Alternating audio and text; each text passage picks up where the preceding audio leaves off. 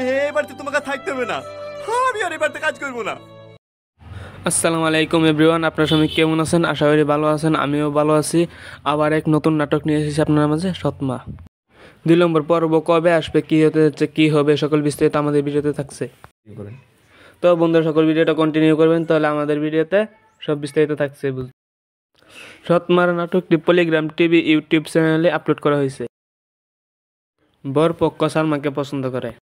তো বন্ধুরা, 1 নম্বর পর্বতে আপনারা দেখতে পারেন সালমাকে অনেক জ্বালাই, তার জন্য সৎমা সালমাকে অত্যাচার করে। অন্যদিকে দেখা গিয়েছে যে টনি সালমাকে বিয়ে করে নিচ্ছে।